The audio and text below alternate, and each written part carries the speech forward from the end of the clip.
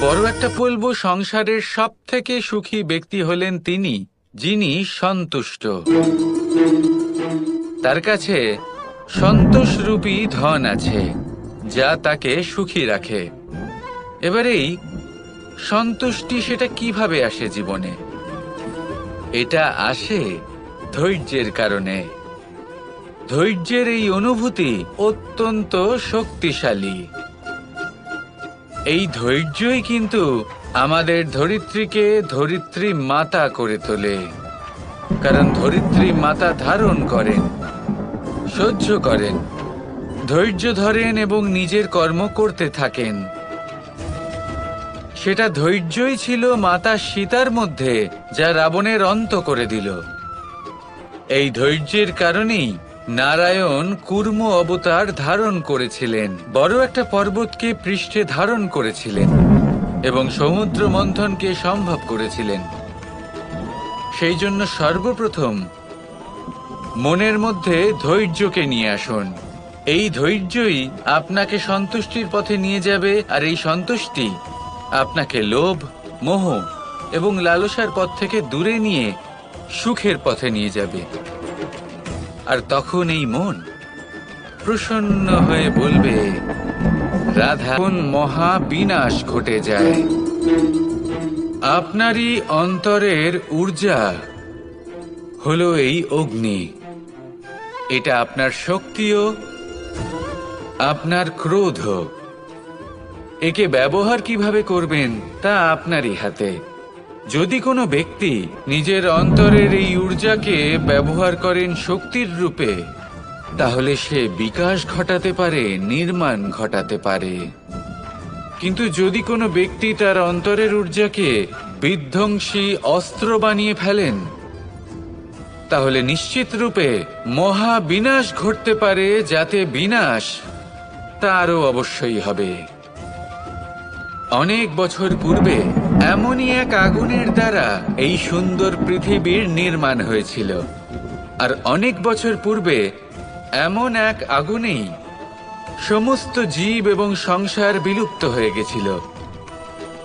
এবার আপনি আপনার অন্তরের ঊর্জা দ্বারা বিনাশ ঘটাতে চান নাকি নির্মাণ ঘটাতে চান, সেই সিদ্ধান্ত আপনারই। আসুন আমার সাথে ভালোবেসে বলুন, রাধা রাধা। असतो मा सद्गमय, तमसो मा ज्योतिर्गमय, মৃত্যুর্মা মৃতঙ্গময়। জ্ঞান সেটাই যা অসত্য থেকে সত্যের পথে চালিত করে। প্রকাশ সেটাই যা অন্ধকার থেকে আলোর পথে নিয়ে আসে। জীবন সেটাই যা মৃত্যু থেকে অমরত্বের পথে নিয়ে যায়। এবার এই তিনটে, জ্ঞান, জীবন এবং প্রকাশ, একই রকম। শূন্য থেকে এর উৎপত্তি হয় এবং আস্তে আস্তে আপনার জীবনে বিস্তার লাভ করে। এবার আমরা এটাই ভাবি যে কেমন করে এই তিনটিকে আগলে রাখা যায়। এর উত্তর হলো, এদের আগলে রাখার প্রয়োজনই নেই, ভাগ করে দিতে হবে। কোনো বৃক্ষকেই দেখে নিন, একটি বৃক্ষ অনেক বছর ধরে বেঁচে থাকে। কেন? কারণ সে ভাগ করে দিতে জানে। সে নিজের বীজ ছড়িয়ে দেয়, এই ধরিত্রীতে দেয়।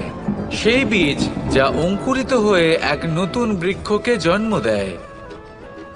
শুধু ছড়িয়ে দিয়ে একটি বৃক্ষ জীবন দান করতে পারে। যদি কোনো ব্যক্তি জ্ঞান ছড়াতে শিখে যান, যদি প্রকাশ, আলোর কিরণ ছড়িয়ে দিতে শিখে যায়, কোনো ব্যক্তি তার জীবনের সুখ ছড়িয়ে দিতে শিখে যান, তাহলে তিনি মৃত্যুর পরও মৃত হন না। এই ভাগ করে দেওয়ার সুখটাই কিছুটা আলাদা। এই সুখ অনুভব করুন আর আমার সাথে ভালোবেসে বলুন, রাধা রাধা। এই সংসারে এমন কখনোই হবে না যে আপনি কিছু একটা করলেন কিন্তু তার মূল্য আপনাকে দিতেই হলো। মাতা, এই ভূমি, ইনি কি মূল্য প্রদান করেন? প্রহার সহ্য করেন। আমরা এই ধরিত্রীতে প্রহার করে মাটি খুঁড়ে তাতে বীজ বপন করি, তবেই আমরা অন্ন লাভ করি, তবেই ফসল পাই। জীবনে যদি আপনাকে সফল হতে হয়, সম্মান পেতে হয়, যশ পেতে হয়, তাহলে আপনাকে মূল্য দিতেই হবে। যদি আপনি সাফল্য লাভ করতে চান, তাহলে দিন রাত আপনাকে ত্যাগ করতে হবে, যেখানে সমগ্র সংসার সন্তোষ অনুভব করছে, আর আপনাকে করতে হচ্ছে পরিশ্রম। যদি আপনি সম্মান প্রাপ্ত করতে চান, তাহলে আপনাকে সেই সুখ ত্যাগ করতে হবে যা সবার কাছে রয়েছে। যদি আপনি যশ লাভ করতে চান, তাহলে নিজের অন্তরকে মেরে ফেলা আপনাকে শিখতে হবে, তবেই আপনি যশ লাভ করবেন। জীবনে শুধুমাত্র ধন মূল্যবান নয়, কিন্তু এই যে মূল্যের কথা আমি বলছি, সেটা যদি আপনি দিতে পারেন, তাহলে নিশ্চিত রূপে এটা আপনাকে আরো মূল্যবান করে তুলবে, নিশ্চিত রূপে গড়ে তুলবে। তাহলে এটাই করুন আর আমার সাথে ভালোবেসে বলুন, রাধা রাধা। জীবনে যখন কোনো ব্যক্তি নিজের লক্ষ্য প্রাপ্তির জন্য নিরন্তর পরিশ্রম করতে থাকেন, চেষ্টা করতে থাকেন, তখন তিনি কষ্ট অনুভব করেন। কখনো শারীরিক কষ্ট, কখনো মানসিক কষ্ট। এবার উনি এটা ভাবতে থাকেন যে আমি কি উচিত করছি নাকি অনুচিত করছি। কারণ অন্যদিকে এমন একজন ব্যক্তিও আছেন যিনি একদমই পরিশ্রম চেষ্টা করছেন না। তিনি মদিরা পান করেন, বিলাসিতায় জীবন কাটান, অলস প্রকৃতির হয়ে ওঠেন, নিদ্রাতে বিলীন হয়ে থাকেন আর ভাবেন যে তিনি সুখ লাভ করছেন। কিন্তু এরকম কেন হয়? কারণ যখন আমরা সৎ পথে থাকি, উচিত পথে চলি, লক্ষ্য প্রাপ্ত করার জন্য চেষ্টা করতে থাকি, তখন আমাদের ভেতরে থাকা নেতিবাচক শক্তি এবং পাপ এই দেহকে ত্যাগ করে দেয়। আর এই অনুভূতিটাই আমাদের দুঃখের অনুভূতি দেয়, কষ্ট দেয়। এবার সেখানে যদি আমরা কুপথে চলি, অনুচিত পথে চলতে থাকি, তাহলে আমাদের ভেতরে থাকা পুণ্য এবং ধনাত্মক শক্তি আমাদের দেহ ত্যাগ করে দেয়। আর এই অনুভূতির কারণেই আমরা সুখ অনুভব করি। কিন্তু কখনো ভাববেন যে এই সুখ বেশি সময় পর্যন্ত থাকে না। সেই জন্য সবসময় মনে রাখবেন, যদি আপনি জানেন যে এটাই আপনার লক্ষ্য, এটাই উচিত পথ, শুভ পথ, তাতে নিরন্তরভাবে এগিয়ে যেতে চেষ্টা করতে থাকুন। এই কষ্ট আপনাকে সুখের পরাকাষ্ঠায় কখন পৌঁছে দেবে তা আপনি জানতেই পারবেন না। আসুন আমার সাথে ভালোবেসে বলুন, রাধা রাধা। কোনো বাড়িতে, কোনো পরিবারে যখন কারোর জন্ম হয়, তখন তা কত সুখের মুহূর্ত। সূর্য তাকে অবশ্যই দর্শন দেবেন। সেটাও বিশ্বাস ছিল, যার ওপর ভরসা করে মনু একটা নৌকা নিয়ে বেরিয়ে পড়েছিলেন এবং সমস্ত সৃষ্টিকে প্রলয়ের হাত থেকে বাঁচিয়েছিলেন। সেটাও ছিল ভালোবাসার প্রতি বিশ্বাস, যার ওপর ভরসা করে বানর এবং ভাল্লুক সেনা নিয়ে শ্রীরাম আক্রমণ করেছিলেন সমস্ত বরদানপ্রাপ্ত অসুরগণ এবং রাক্ষসগণের লঙ্কায় এবং জয় লাভ করেছিলেন। এই বিশ্বাসই হল এই বিশ্বের আশা। বিশ্বাস রাখুন যে আপনি হলেন সর্বশ্রেষ্ঠ এবং শুধুই নিজের কর্ম করতে থাকুন। এই বিশ্বাসের আশাই আপনাকে প্রতি মুহূর্তে বল প্রদান করবে। এ হলো আমার বিশ্বাস। আসুন আর আমার সাথে ভালোবেসে বলুন, রাধা রাধা। সংসারের বিভিন্ন ক্ষেত্রে আপনি অনেক কিছুই দেখতে পাবেন। যে কোনো খেলা, কোনো নাটক দেখতে পাবেন, কেউ কোনো খেলা খেলছে তা দেখতে পাবেন। আর দর্শক প্রথম স্থান লাভ করার ইচ্ছে, প্রতিযোগিতায় সবথেকে এগিয়ে থাকার ইচ্ছে, তাদেরকে এই খেলা উপভোগ করতেই দেয় না। সেই জন্য কখনো কখনো এই খেলোয়াড়দের থেকে অনেক বেশি আনন্দ উপভোগ করেন দর্শকগণ। যেখানে এই খেলাটা কিন্তু খেলছেন খেলোয়াড়রাই। আমি এটা বলছি না যে এই ইচ্ছে, এই আকাঙ্ক্ষা অনুচিত না, কিন্তু তার সাথে সেই খেলা, সেই কর্মের আনন্দ উপভোগ করাও অত্যন্ত গুরুত্বপূর্ণ, তাই সেটা উপভোগ করুন। যে উৎসাহ আপনি উপভোগ করছেন তা যাপন করা অত্যন্ত গুরুত্বপূর্ণ। দেখুন, সত্যি বলতে এটা কিন্তু আপনার অধিকারও বটে। আপনি যে কর্ম করছেন তার ফল তো আপনি অবশ্যই পাবেন। সেটা যখন আপনি পাচ্ছেন তখন আপনার তা উপভোগ করা উচিত। সেটাই করুন। জীবনে সফলতা এবং অসফলতা এরা আসা যাওয়া করতে থাকে। যখন সাফল্য আসবে তখন তা উপভোগ করুন, যখন অসফলতা আসবে তখন তার থেকে শিক্ষা লাভ করুন। সাফল্য আপনার কাছে আবার ফিরে আসবে। আর এই মন, আপনি তো জানেন, এই মন প্রসন্ন হয়ে বলবে, রাধা রাধা। মানুষ ছোট হোক বা বড়, পছন্দ করে যে সে যেটা করেছে সেটাই সর্বোত্তম। এবার আমি আপনাকে একটা কথা বলি। এ হলো নিন্দা, এ হলো প্রশংসা, আর এই হলো সত্য, যা সবার থেকে উচ্চস্থানীয়। সেই জন্য মানুষ আয়না দেখে। আয়না তাকে তার সৌন্দর্য দেখায় না, তাকে দেখায় যা সত্য, যাতে মানুষ আরো সুন্দর হওয়ার চেষ্টা করতে থাকে। তাই আয়না অত্যন্ত গুরুত্বপূর্ণ সত্যকে জানার জন্য। জীবনে নিন্দুকের মাহাত্ম্য প্রশংসকের মাহাত্ম্যের থেকে অনেক বেশি। কেন? কারণ তারা আপনাকে আপনার খামতি দেখায়, আপনার ভুলগুলো বুঝিয়ে দেয়, আপনাকে একটা সুযোগ দেয় নিজেকে শুধরে নিতে, নিজেকে আরো শ্রেষ্ঠ করে তুলতে, যা প্রশংসক করতে পারে না। তাই জীবনে যদি কখনো নিন্দা করা হয়, তাকে ভালোবেসে গ্রহণ করুন, ধন্যাত্মক রূপে গ্রহণ করুন। যদি নিজেকে কোনো শিক্ষা দেওয়া সম্ভব হয় তাহলে অবশ্যই দিন। দেখবেন মন প্রসন্ন হয়ে বলবে, রাধা রাধা। পুরুষার্থ। শাস্ত্রে 4 ধরনের পুরুষার্থের কথা বলা হয়েছে। প্রথম হলো ধর্ম। ধর্ম হলো সেটা যাকে ধারণ করা যেতে পারে, আর ধারণ শুধু সেটাই করা যায় যা পবিত্র। পবিত্র শুধু তাকেই বলা হয় যা নিঃস্বার্থ, যার মধ্যে শাসন করার কোনো ইচ্ছে নেই, যা সরলভাবেই প্রবাহমান, জল এবং বায়ুর মতো। যখন কোনো ব্যক্তি ধর্মকে ধারণ করেন এবং সেই ধর্ম সেই ব্যক্তিকে রক্ষা করে, তখন তাকে ধর্ম বলা হয়।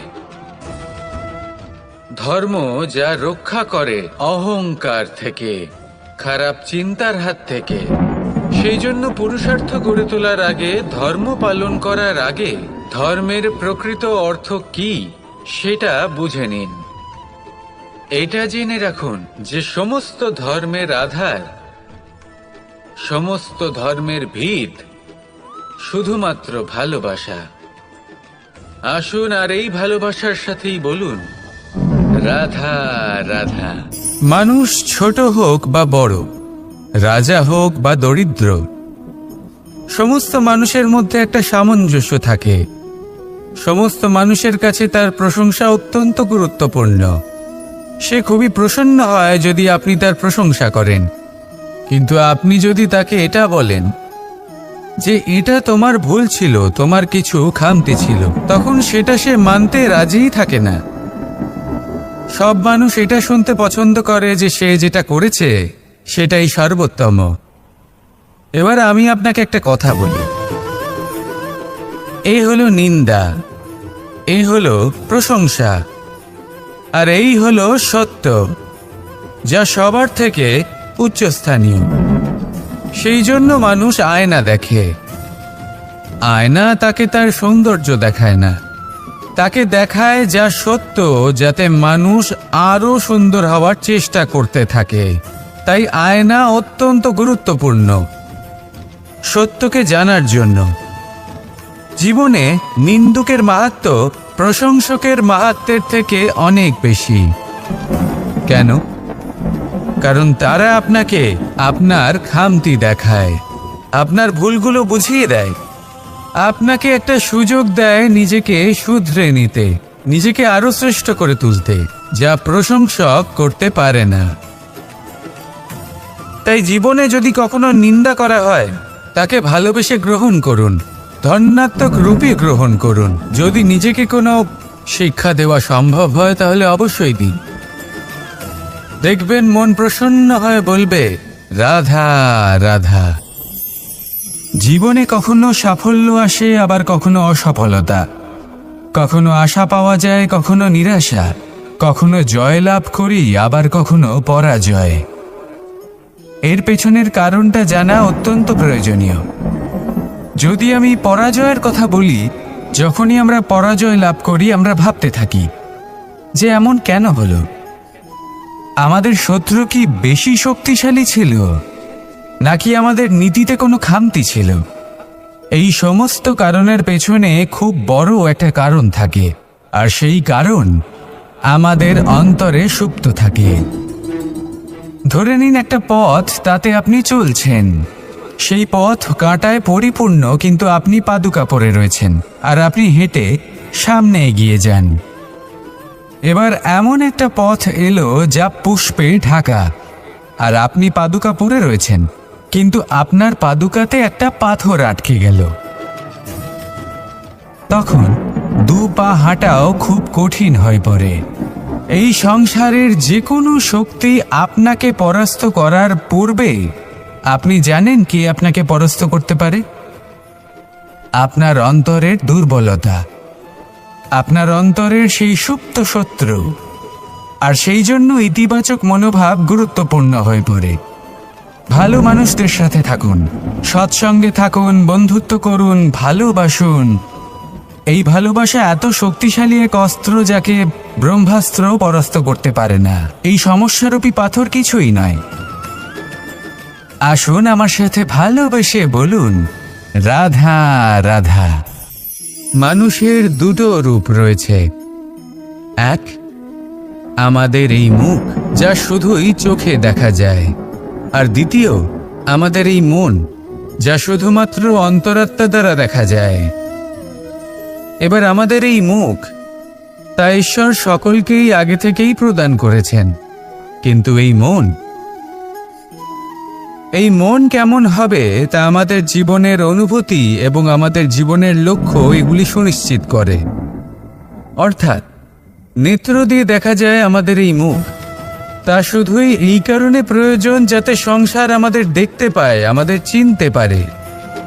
কিন্তু যদি এই সংসারে আপনি প্রকৃত অর্থে মান সম্মান লাভ করতে চান, তাহলে নিজের অন্তরাত্মাকে আপনাকে বিকশিত করতেই হবে। দেখুন, কথায় আছে এই যে অসুর, তা শারীরিকভাবে উপস্থিত নয়, তা মনের মধ্যে থাকে। যদি এই মন থেকে অসুরকে বের করে দেওয়া যায়, তাহলে শরীরে তা উপস্থিত থাকবেই না। তাই মনকে শুদ্ধ করুন আর আমার সাথে ভালোবেসে বলুন, রাধা রাধা। মানুষ যখনই একে অপরের সামনে নিজেদের হৃদয়ের ভাবনা প্রকাশ করে, তখন এক অত্যন্ত প্রভাবশালী মাধ্যম তারা ব্যবহার করে, যাকে ভাষা বলা হয়। এবার আমি দেখেছি যে একজন মানুষ অনেকগুলো ভাষাতেই নিপুণ। আমি এটাও দেখেছি যে মানুষ অনেকগুলো ভাষায় কথা বলে, কখনো কখনো অনেক ভাষা মিলিত করে তার প্রয়োগ করে, উচিত প্রকারে তাকে ব্যবহার করে না, না সেটাকে সম্মান করে, আর না ভাষাকে শুদ্ধ রাখে। আর এটা হলো অনুচিত। যদি ভাষাকে শুদ্ধ রাখেন, তাহলে ভাষা আপনার চরিত্রকে শুদ্ধ রাখবে, তা আপনার একাগ্রতা বাড়িয়ে তুলবে। এই প্রত্যেক ধ্বনিকে অনুভব করে যদি আপনি শব্দের উচ্চারণ করেন, ভাষাকে প্রয়োগ করেন, তাহলে আপনিও আনন্দ পাবেন, আর যিনি শুনছেন সেই ব্যক্তির কানেও মধুর শব্দ বাজবে। তাই মনে রাখবেন, যে ব্যক্তি ভাষার পবিত্রতাকে সম্মান করে, তাকে সংসারও সম্মান করে। ভাষাকে শুদ্ধ এবং পবিত্র রাখুন, তাহলে ভাষা আপনার চরিত্রকেও শুদ্ধ এবং পবিত্র রাখবে। আর এই মন, সুপ্রসন্ন হয়ে বলবে, রাধা রাধা। এ হলো রামায়ণের সময়কালের কথা। সেতু নির্মাণ করার কাজ চলছিল। সমস্ত বানর সেনা এই কাজে নিযুক্ত হয়েছিলেন। বড় বড় পাথর তুলে নিয়ে এই বানর সেনা সমুদ্রে ফেলছিলেন। এই কাজ চলছিল। এমন সময় ছোট্ট একটা কাঠবিড়ালি এলো। ছোট ছোট মাটির ডেলা হাতে নিয়ে সাগরের কাছে যাচ্ছিল আর বড় বড় পাথরের পাশে রেখে দিচ্ছিল। যথাসম্ভব সেখানে রেখে আসছিল। সারা দিন ধরে সে এই পরিশ্রম করেই যাচ্ছিল। এবার শ্রীরাম তার এই কাজ দেখতে পেলেন। সেই ছোট্ট কাঠবিড়ালিটিকে নিজের হাতে তুলে নিলেন এবং অত্যন্ত ভালোবেসে তার পিঠে হাত বুলিয়ে দিলেন। কথায় আছে যে কাঠবিড়ালির পিঠে যে দাগ আছে সেই 3টি দাগ এসেছে শ্রীরামচন্দ্রের 3 আঙুলের থেকে। যে কাজ আপনি করছেন তাতে সমস্ত শক্তি প্রয়োগ করুন। যতটা আপনার সামর্থ্য রয়েছে, যতটা আপনার প্রতিভা রয়েছে, সম্পূর্ণভাবে উৎসর্গ করে দিন। ঠিক এমনভাবে কর্ম করুন। সেই কাঠবিড়ালি কিন্তু তাই করেছিল। সেই জন্য শ্রীরামের সাথে সেও সেই কাহিনীতে অমর হয়ে গেছিল। সম্পূর্ণ শক্তি প্রয়োগ করুন, সম্পূর্ণ সামর্থ্যের সাথে কর্ম করুন, কারণ এটাই হলো শ্রেষ্ঠ পথ কোনো কর্ম করার। আসুন আমার সাথে ভালোবেসে বলুন, রাধা রাধা। এই সংসারে যখন সাফল্যের পথে আপনি অগ্রসর হবেন, তখন আপনার পরিশ্রম, একাগ্রতা, সাহসের সাথে সাথে সমাজের এই নিন্দার কথা ভেবেই আমরা ভয়ভীত হয়ে পড়ি। সেই কারণে নিজেদের আশা, নিজেদের বিশ্বাস হারিয়ে ফেলি। এবার যদি সেই নিন্দার ভয়ে আমরা লক্ষ্যচ্যুত হই, তাহলে সেটা অনুচিত। সেই জন্য জীবনে শুধু পরিশ্রম করতে থাকুন, সামনে এগোতে থাকুন। যেই দিন আপনি আপনার লক্ষ্য লাভ করবেন, সেই প্রত্যেক ব্যক্তি যারা নিন্দা করছিলেন তাদের দৃষ্টি আপনা থেকেই পাল্টে যাবে, ঠিক কিনা? এই সংসারকে যা প্রাণ চায় তাই বলতে দিন। যদি আপনি কারোর কথা শুনতে চান, তাহলে নিজের অন্তরের কথা শুনুন। সেটাই আপনাকে উচিত পথে নিয়ে যাবে। সামনে অগ্রসর হতে থাকুন, পরিশ্রম করুন। এমন একটা দিন আসবে যেদিন এই নিন্দুক ব্যক্তিরা আপনার লক্ষ্য প্রাপ্তির উদাহরণ সবাইকে দেবে। আসুন আমার সাথে ভালোবেসে বলুন, রাধা রাধা। মানুষ সুখী জীবনযাপনের প্রতি এতটাই অভ্যস্ত হয়ে পড়ে যে একটা ছোট্ট সমস্যা এলেই সে সবার থেকে সাহায্য চাইতে শুরু করে দেয়।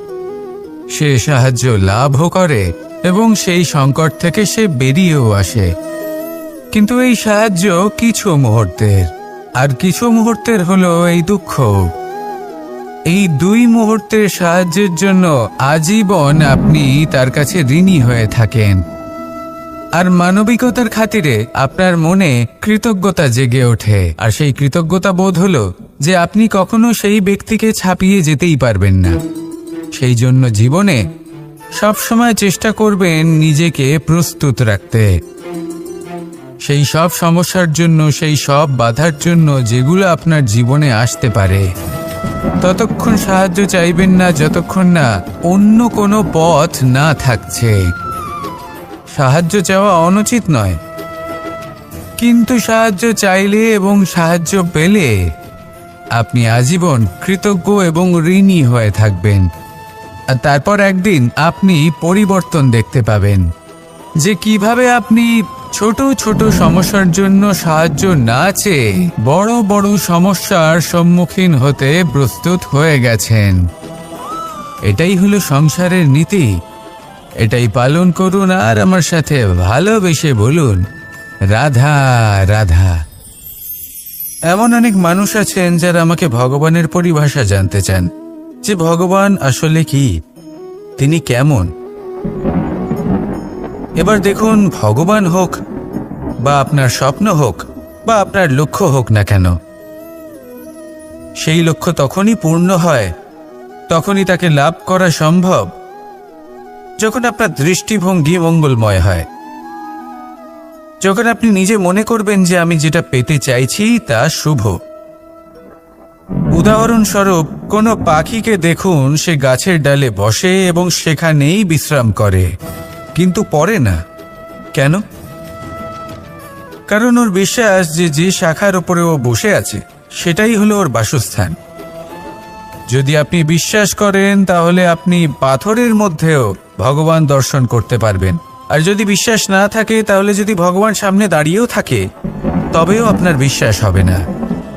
তাই বিশ্বাস করতে শিখুন। এই বিশ্বাসের আধারেই আপনি সেই সব কিছু পাবেন যা আপনি পেতে চাইছেন। আসুন আমার সাথে ভালোবেসে বলুন, রাধা রাধা। গুরু, যিনি পথ দেখান, আমাদের জীবনে অত্যন্ত গুরুত্বপূর্ণ, অত্যন্ত আবশ্যক।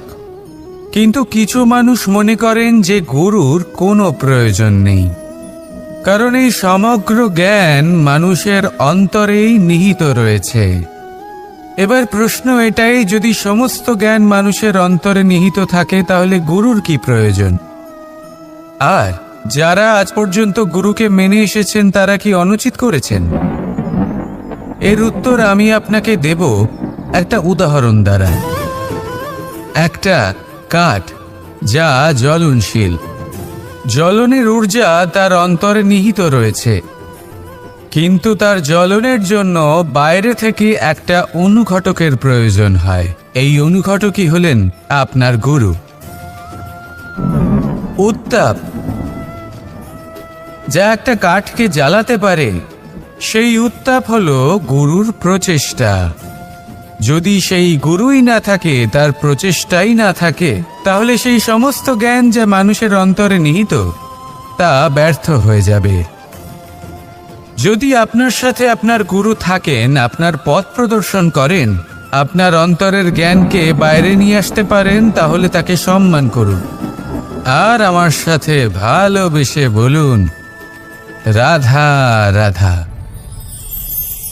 असतो मा सद्गमय, तमसो मा ज्योतिर्गमय, मृत्युर्मा मृतंगमय। জ্ঞান সেটাই যা অসত্য থেকে সত্যের পথে চালিত করে। প্রকাশ সেটাই যা অন্ধকার থেকে আলোর পথে নিয়ে আসে। জীবন সেটাই যা মৃত্যু থেকে অমরত্বের পথে নিয়ে যায়। এবার এই তিনটে, জ্ঞান, জীবন এবং প্রকাশ, একই রকম। শূন্য থেকে এর উৎপত্তি হয় এবং আস্তে আস্তে আপনার জীবনে বিস্তার লাভ করে। এবার আমরা এটাই ভাবি যে কেমন করে এই তিনটিকে আগলে রাখা যায়। এর উত্তর হলো, এদের আগলে রাখার প্রয়োজনই নেই, ভাগ করে দিতে হবে। কোনো বৃক্ষকেই দেখে নিন, একটি বৃক্ষ অনেক বছর ধরে বেঁচে থাকে। কেন? কারণ সে ভাগ করে দিতে জানে। সে নিজের বীজ ছড়িয়ে দেয়, এই ধরিত্রীতে দেয়। সেই বীজ যা অঙ্কুরিত হয়ে এক নতুন বৃক্ষকে জন্ম দেয়। শুধু ছড়িয়ে দিয়ে একটি বৃক্ষ জীবন দান করতে পারে। যদি কোনো ব্যক্তি জ্ঞান ছড়াতে শিখে যান, যদি প্রকাশ, আলোর কিরণ ছড়িয়ে দিতে শিখে যায়, কোনো ব্যক্তি তার জীবনের সুখ ছড়িয়ে দিতে শিখে যান, তাহলে তিনি মৃত্যুর পরও মৃত হন না। এই ভাগ করে দেওয়ার সুখটাই কিছুটা আলাদা।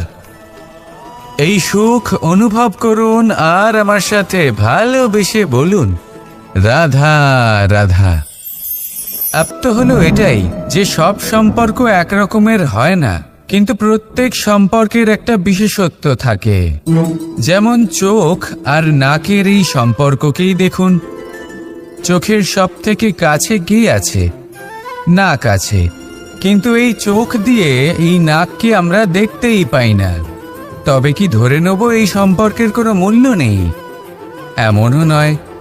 ঠিক এইভাবেই যদি কোনো ব্যক্তি তার আবেগ আপনার কাছে ব্যক্ত করতে না পারে, বা প্রকট করতে না পারেন, বা আপনাকে বোঝাতে না পারে, তাহলে তার মানে এটা নয় যে তার সাথে আপনার সম্পর্কের তিক্ততা রয়েছে। এমনটা কখনোই নয়। শুধু চোখ আর নাকের এই সম্পর্কের মতোই হলো আমাদের জীবনে আমাদের আপনজনের সাথে সম্পর্ক। যদি কারোর ব্যবহার আপনার প্রতি অনুচিত হয়, বা যদি কেউ অনুপস্থিত থেকে থাকে, বা কেউ যদি আপনাকে বুঝতে না পারেন, তাহলে তার অর্থ এটা নয় যে আপনি সেই সম্পর্ক ভেঙে ফেলবেন। বুঝুন, আপনার জীবনে তার গুরুত্ব কোথায় আর তার জীবনে আপনার। সম্পর্ক গড়ে তুলুন, তাকে পালন করতে শিখুন, একসাথে মিলে চলুন। এই মন সুপ্রসন্ন হয়ে বলবে, রাধা। এই সংসারের অস্তিত্ব আপনার কাছে শূন্যের সমান, তাই না? আপনি না থাকলে এই সংসারও আপনার কাছে নেই। এবার সবাই বলবেন যে এ তো সত্যি কথা। সেই অনুযায়ী তো আমার স্বার্থপর হওয়া উচিত, অহংকারী হওয়া উচিত, কারণ আমার কাছে আমিই তো সবকিছু। দৃষ্টিভঙ্গি পাল্টে দেখুন। আপনার কাছে সবথেকে বেশি গুরুত্বপূর্ণ ব্যক্তি কে? আপনি নিজেই। সেই মানুষটি কেমন হওয়া উচিত একটু ভেবে দেখুন। সবসময় সকলকে সাহায্য করুন, একসাথে মিলে পরিশ্রম করুন, সাহায্য করুন অন্যদেরকে। এটা অতি আবশ্যক। এবং তার থেকেও বেশি প্রতীক্ষা, প্রয়াস, এই দুই জীবনের অভিন্ন অঙ্গ। দেখতে গেলে আমরা জীবনে কারোর না কারোর প্রতীক্ষা অবশ্যই করি। সে কোনো ব্যক্তি হোক বা সময় হোক বা কোনো ভাবনা, সবকিছুই হতে পারে। আর দেখতে গেলে সব সময় কেউ না কেউ কিছু প্রয়াসও করে চলেছে। যেমন সাফল্য আসার প্রতীক্ষা, বিফলতা যাতে না আসে তার জন্য প্রয়াস, সুখ আসার প্রতীক্ষা, দুঃখ যাতে না আসে তার জন্য প্রয়াস। এবার প্রতীক্ষা আর প্রয়াসের মধ্যে এক ঘনিষ্ঠ সম্পর্ক রয়েছে। আর তা হলো, যিনি প্রতীক্ষা করেন তিনি ঠিক তাই পান যা একজন প্রয়াস করা ব্যক্তি পেছনে ফেলে আসে। তাই প্রতীক্ষা নয়, প্রয়াস করুন। এই প্রয়াসের মধ্যেই সুখের চাবিকাঠি রয়েছে। রাধা রাধা।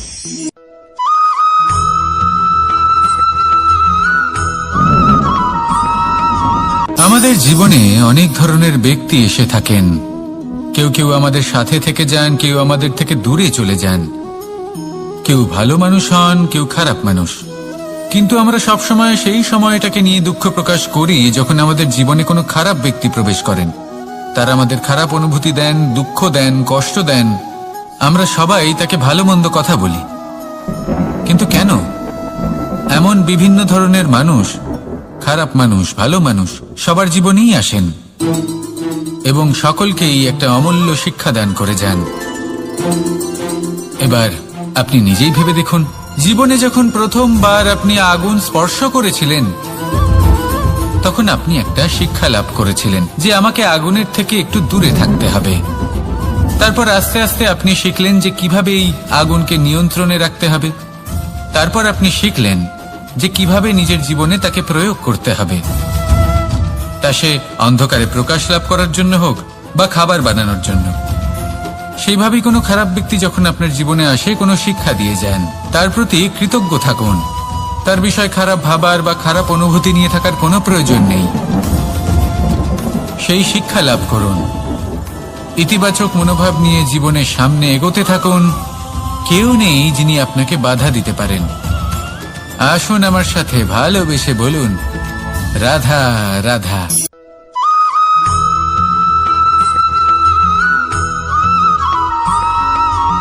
মানুষ কর্ম করেন। আমি বারংবার বলি যে ফলের আশা করবেন না। তাও মানুষ কোথাও না কোথাও নিজের কর্মের বদলে কোনো না কোনো ফলের আশা অবশ্যই রাখেন। কখনো তিনি সফল হন, কখনো অসফল। সেই জন্যই আমি বলি যে ফলের আশা কখনো রাখবেন না, কারণ সাফল্য বা অসফলতা মনের মধ্যে রাখলে কখনো কোনো লাভ হয় না। যদি সাফল্য মনের মধ্যে রাখেন তাহলে অহংকার জন্ম নেবে। যদি অসফলতা মনের মধ্যে রাখেন তাহলে এক হীনমন্যতায় আপনি ভুগবেন। যা দিয়ে কোনো শুভ কর্ম হবে না। সেই জন্য শুধুই কর্ম করে যান, কর্মেই মগ্ন থাকুন। আর আসুন আমার সাথে ভালোবেসে বলুন, রাধা রাধা।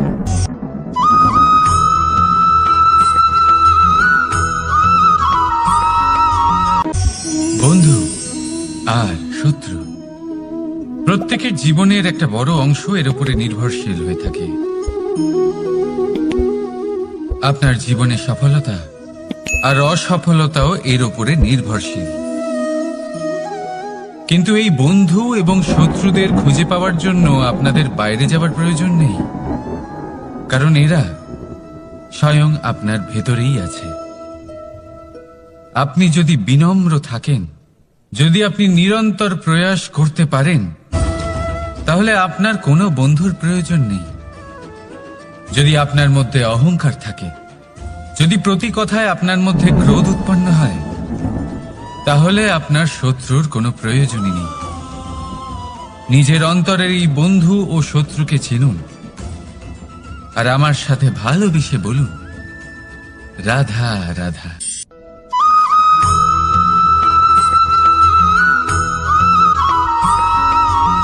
সংসারে সকলে উঁচুতে উঠতে চায়, কেউ নত হতে চায় না। সবাই এটা মনে করে যে নত হওয়ার অর্থ হলো তাদের আত্মসম্মান এবং অহংবোধের বিরুদ্ধাচরণ করা। তাদের মনে হয় যে যদি আমরা নত হই, সংসার আমাদের দুর্বল মনে করবে, তাদের শৌর্য এবং তাদের ব্যক্তিত্বের অপমান হবে। কিন্তু এটা কি সত্যি? প্রত্যেকবার নত হওয়ার অর্থ কি সম্মানহানি হওয়া? কখনোই নয়। আপনি নিজের জীবনকেই দেখে নিন। আপনার কোনো অমূল্য জিনিস যদি নিচে পড়ে যায়, তাহলে তাকে কিভাবে তোলেন? সেই বস্তুকে তোলার জন্য আপনাকে নত হতেই হবে। আপনি বড়দের আশীর্বাদ কিভাবে লাভ করেন? আপনি নত হয়ে তবেই তাদের আশীর্বাদ লাভ করতে পারেন, তাই না? ভেবে দেখুন, আপনি একটা পথে হাঁটছেন, আপনি দেখতে চাইছেন যে আপনি সঠিক পথে হাঁটছেন কিনা, পায়ের নিচে কাঁটা পড়ে আছে কিনা। কিভাবে দেখবেন? আপনাকে সেই মাথা নত করেই দেখতে হবে। এর অর্থ কি? অর্থ খুব সহজ। প্রত্যেকবার নত হওয়া অনুচিত নয়, সেটা কোনোভাবেই সম্মানহানি নয়। পরিস্থিতি অনুসারে এবং যেখানে প্রয়োজন, আপনি নত হতে শিখে গেলে আপনি অনেক কিছুই লাভ করতে পারবেন। জ্ঞান, মান, গুণ, বিশ্বাস। সেই জন্য প্রয়োজন এবং পরিস্থিতি অনুসারে নত হতে শিখুন, এতে অনুচিত কিছুই নেই। আত্মসম্মান থাকা অত্যন্ত প্রয়োজনীয়, কিন্তু তা যেন কখনো অহংকারে পরিণত না হয়। এই বিষয়ে অবশ্যই নজর রাখবেন এবং আমার সাথে ভালোবেসে বলবেন, রাধা রাধা।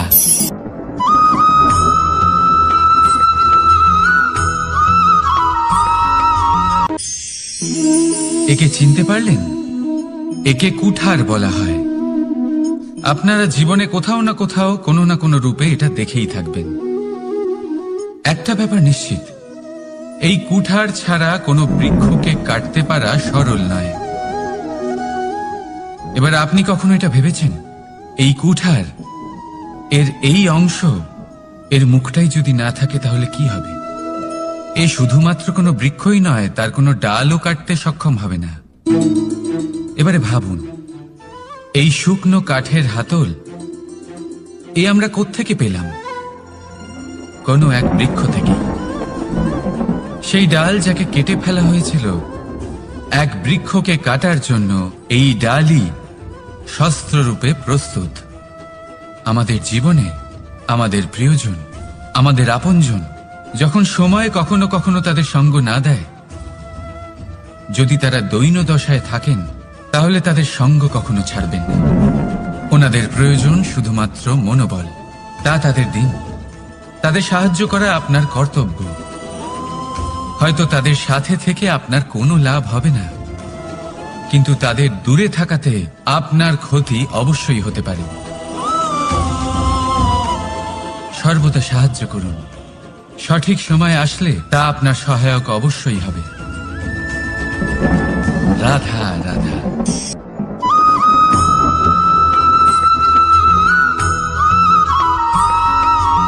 যোগাসন। এই আগুনের জন্য যে শক্তির প্রয়োজন হয় তা আসে এই তেল থেকে। যদি এই তেল সমাপ্ত হয়ে যায় তাহলে এই প্রকাশ তাও সমাপ্ত হয়ে যায়। আর আমাদের জীবনে এই তেল হলো আমাদের কর্ম, আর এই আগুন আর এর দ্বারা উৎপন্ন হওয়া প্রকাশ আমাদের ভাগ্য। যত আমাদের কর্ম ক্ষীণ হতে থাকবে, আমাদের ভাগ্য সৌভাগ্য কোথাও না কোথাও লুপ্ত হয়ে যাবে। যে উজ্জ্বল ভবিষ্যৎ আমরা চাইছি তা কখনো লাভ করতে পারবো না যদি কর্ম না করি। ঠিক যেমন তেল ছাড়া অগ্নি উৎপন্ন হয় না, তেমনি কর্ম ছাড়া সৌভাগ্য হয় না। আর যেমন কর্ম তেমন ভাগ্য। তাই সবসময় কর্ম করতে থাকুন, কর্ম করা থামাবেন না। আর আমার সাথে ভালোবেসে বলুন, রাধা রাধা।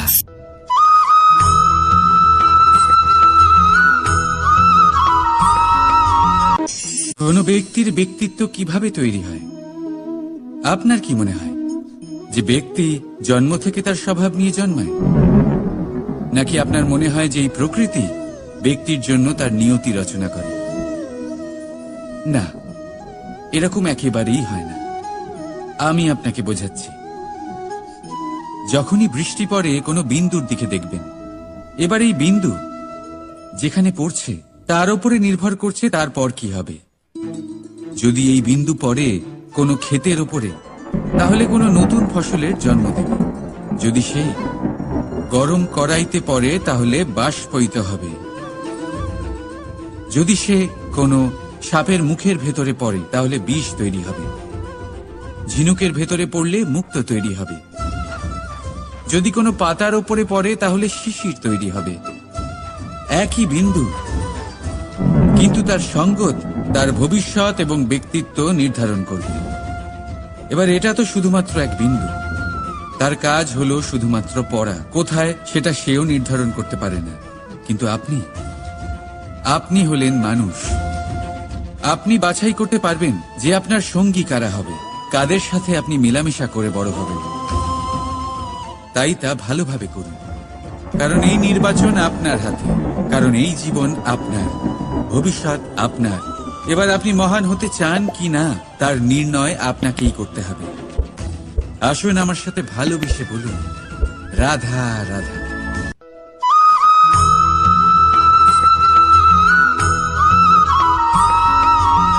ভয়ের সাথে আমরা সবাই পরিচিত, কষ্টও আমরা সবাই পেয়েছি। কখনো কখনো আমরা অসুস্থ হয়ে পড়ি, আর এমন সময় হলে মাতার মমতা, কখনো বাবার স্নেহ, কখনো বন্ধুদের পাশে থাকার অনুভূতি আমাদের রোগ নিরাময়ে সাহায্য করে। কখনো যদি আমরা নিরাশ হয়ে পড়ি, তখন যদি আমাদের কোনো আপনজন আমাদের দুটো ভালো কথা বলে, তখন আমাদের মনোবল বেড়ে যায়। ঠিক তেমন সংসারের এই রঙ্গমঞ্চে যদি আপনি পীড়িত অনুভব করেন, কিছু শুভ কথা আলোচনা করুন, কিছু স্তুতি গান করুন, কিছু মুহূর্তের জন্য হলেও নিজের ইষ্টদেবের কথা স্মরণ করুন আর প্রার্থনা করুন। সাহস বাড়বে, শক্তিও বৃদ্ধি পাবে এবং সামনে এগিয়ে চলার পথও দেখতে পাবেন। তখন এই মন প্রসন্ন হয়ে বলবে, রাধা রাধা।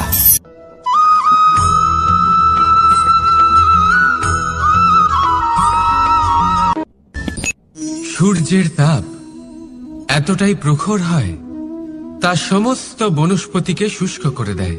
পুকুর হোক, নদী হোক, সরোবর হোক, সমস্ত শুষ্ক হয়ে যায়। কিন্তু আপনি কখনো শুনেছেন সূর্যের তাপে সমুদ্র শুকিয়ে গেছে? এমন কখনোই হয় না। আর এর পেছনেই লুকিয়ে রয়েছে এক অমূল্য জীবনের শিক্ষা। সমুদ্রের মতো নিজেকে ধৈর্যশীল করে তুললে, নিজেকে সংযমী করে তুললে, সূর্যের তাপ আপনার কোনো ক্ষতি করতে পারবে না। আপনার অন্তর থেকে সেই তাপ বাষ্পায়িত হয়ে মেঘ তৈরি হয়ে সূর্যকে ঢেকে দেবে, আর তারপর হবে শুধু সাফল্যের বৃষ্টি। তাহলে আসুন আর আমার সাথে ধৈর্যের সাথে বলুন, রাধা রাধা।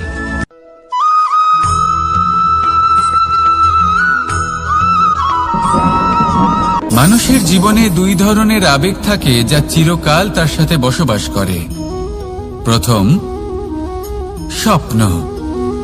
দ্বিতীয়, অজুহাত। মানুষ হাজার হাজার স্বপ্ন দেখতে পারে।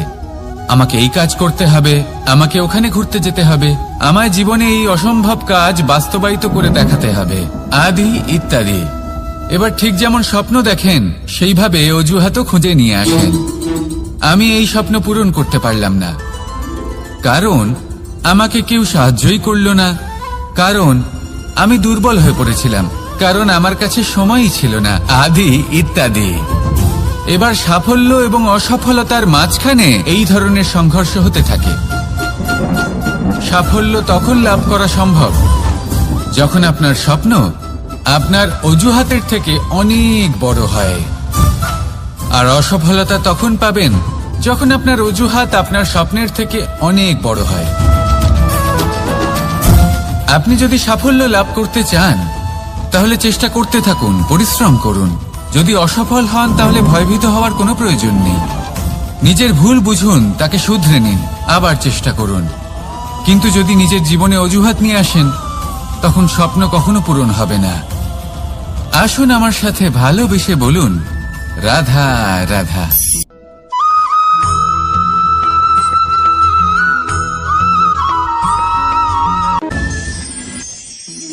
মানুষ অসুস্থ কেন হন? শারীরিক দুর্বলতার কারণে?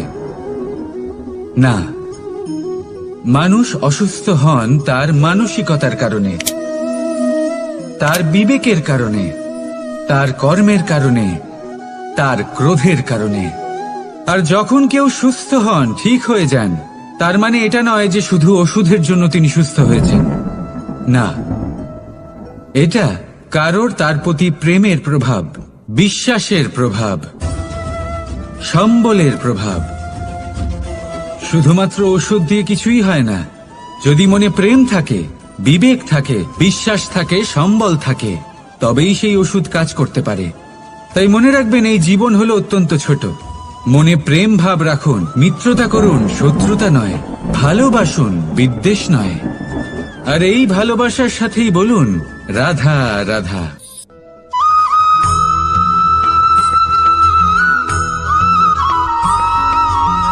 জীবন কিসের উপর নির্ভরশীল? ধনের ওপর, বৈভবের ওপর, নিঃশ্বাসের ওপর? না, এই জীবন নির্ভরশীল বিশ্বাসের ওপর। বিশ্বাস নিজের ওপর, বিশ্বাস আমাদের আপনজনের ওপর। কিন্তু যখন এই বিশ্বাস ভেঙে যায় তখন মানুষের মনও ভেঙে যায়, আর তারপর সে অন্য কিছু করতেই পারে না। তখন কি করা যেতে পারে? 3টে কাজ আছে যা আপনি করতে পারেন। প্রথম, ভালোবাসা। যাকে আপনি ভালোবাসেন, যারা আপনাকে ভালোবাসে, ভুল যারই হোক না কেন, তার কাছে ক্ষমা চাইতে কখনোই সংকোচ বোধ করবেন না। দ্বিতীয় হলো বিশ্বাস। যারা আপনাকে ভালোবাসেন, আপনাকে বিশ্বাস করেন, তাদের বিশ্বাস কখনো ভাঙবেন না। তৃতীয় হলো আশা। যারা আপনাকে ভালোবাসেন, আপনাকে বিশ্বাস করেন, তাদের আশা আপনার সাথে জড়িত। তাদের থেকে কখনো কিচ্ছু লুকোবেন না। এই 3টে কাজ করুন, আর এই জীবন সুপ্রসন্ন হয়ে বলবে, রাধা রাধা।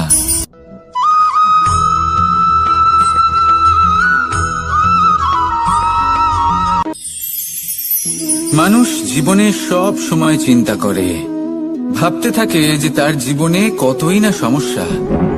তারপরে নিজের আশেপাশে দেখে আর ভাবে যে সবাই কত প্রসন্ন, শুধু আমার জীবনেই সমস্যা আছে। কিন্তু বিষয়টা তা নয়। শুধু প্রত্যেক ব্যক্তিরই নয়, প্রত্যেক প্রাণীরও জীবনে সমস্যা আছে।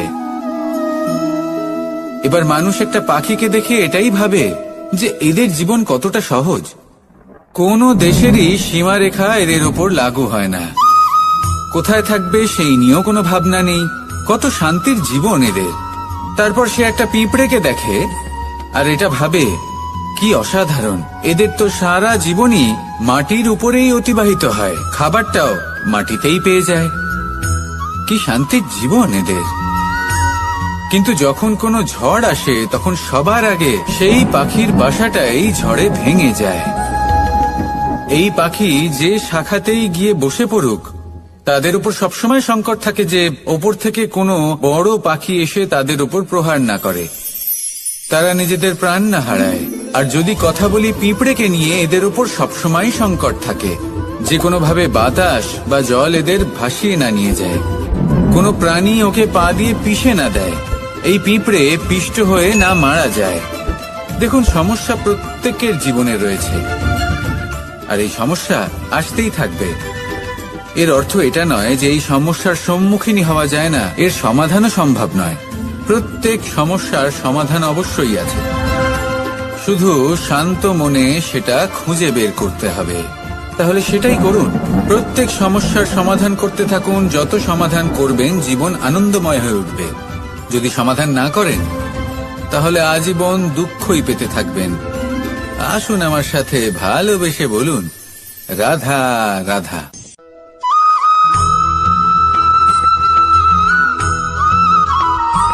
প্রেম হলো এই সংসারের সবথেকে বড় ঢাল এবং সবথেকে বড় অস্ত্র। এই প্রেম ছাড়া না কোনো ন্যায় হয় আর না কোনো শাস্ত্র, না জীবন আছে আর না অন্ত। এবার যদি এই প্রেম মনের মধ্যে বাস করতে শুরু করে তাহলে কখনো কোনো সমস্যাই হবে না, আর যদি হয়েও থাকে তাহলে তা স্থায়ী হবে না। এই প্রেম কি না করতে পারে? এই প্রেম সমস্ত সমস্যা মিটিয়ে ফেলতে পারে, আপনার মনের মধ্যে অহংকারকেও বিনাশ করে দিতে পারে, আপনাকে সাক্ষাৎ ঈশ্বরের সাথে দেখা করাতে পারে।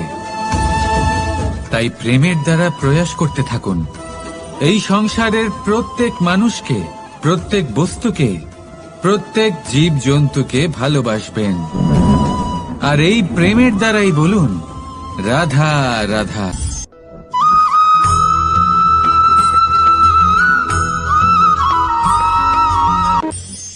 মানুষ এক অত্যন্ত বিচিত্র প্রাণী। পরিকল্পনা করে, ষড়যন্ত্র করে, প্রচেষ্টা করে, কাউকে পরাজিত করার চেষ্টাও করে। সাপকে একটা দড়ি মনে করে হাতে চেপে ধরার চেষ্টা করে, কিন্তু একটা কথা বুঝতেই পারে না, সময়ের এই সাপ এটা হাতে চেপে ধরাই যায় না। আর আপনি যা করবেন তা আবার ফিরে আসবে আপনারই সামনে। দেখুন, এতে কিছুই যায় আসে না যে আপনি কুম্ভকারের পুত্র নাকি কৃষ্ণের পুত্র। যদি আপনি অনুচিত কর্ম করেন তাহলে আপনার সাথেও অনুচিতই হবে, অশুভ কর্ম করলে আপনার সাথেও অশুভই হবে। কুরু বংশ অত্যন্ত মহান বংশ ছিল। এই কুরু বংশ কি হলো তার সাথে? একটা গোটা বংশ বয়ে গেল, কারণ ওনাদের উদ্দেশ্য অশুভ ছিল। অন্যদিকে 5 জন বনবাসী পাণ্ডব মহাভারত বিজয়ী হলেন, কারণ তাদের উদ্দেশ্য শুভ ছিল। তাই মনে রাখবেন, শুভ অগ্নি প্রজ্বলিত করবেন, শুভ তাপ সঞ্চার হবে। অশুভ অগ্নি প্রজ্বলিত করবেন, নরকেই জ্বলতে হবে। তাহলে আসুন আর আমার সাথে ভালোবেসে বলুন, রাধা রাধা।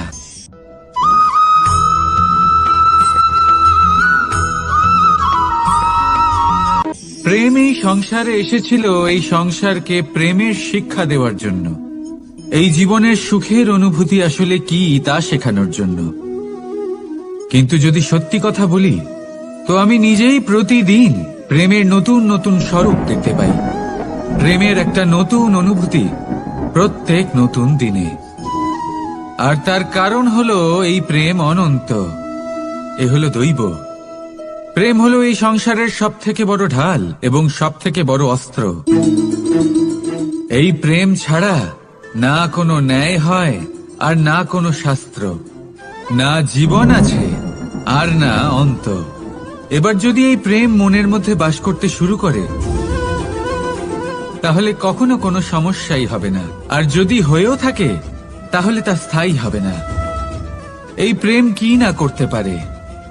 এই প্রেম সমস্ত সমস্যা মিটিয়ে ফেলতে পারে, আপনার মনের মধ্যে অহংকারকেও বিনাশ করে দিতে পারে, আপনাকে সাক্ষাৎ ঈশ্বরের সাথে দেখা করাতে পারে। তাই প্রেমের দ্বারা প্রয়াস করতে থাকুন।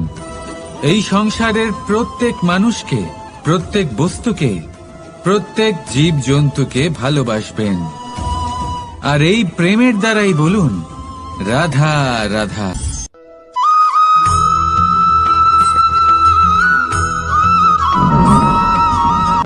জীবনে এমন কিছু কাজ রয়েছে যা আপনাকে একাই করতে হয়, আর এমন কিছু কাজ রয়েছে যা আপনাকে একসাথে মিলে করতে হয়, একজোট হয়ে, সঙ্গবদ্ধ হয়ে। এবার সঙ্গবদ্ধ বলতে কি বোঝাতে চাইছি? আমি তাদের কথা বলছি না যারা বাস্তবিকভাবে একে অপরের সাথে কাজ করেন। আমি তাদের কথা বলছি যারা একে অপরের থেকে দূরে থেকেও একে অপরকে বিশ্বাস করেন। আমি আগেও বলেছিলাম, সমস্ত বিশ্বের আশা বিশ্বাসেই বসবাস করে, তাই না? তাই যেখানে সমস্ত বিশ্ব আছে, সমস্ত সংসার আছে, সেইখানেই বিশ্বাস রয়েছে। তাই আপনার আশেপাশে এমন দল সঙ্গবদ্ধ করুন যাদের আপনার উপর বিশ্বাস আছে আর যাদেরকে আপনি বিশ্বাস করতে পারেন। তাহলে আসুন আর আমার সাথে ভালোবেসে বলুন রাধা রাধা।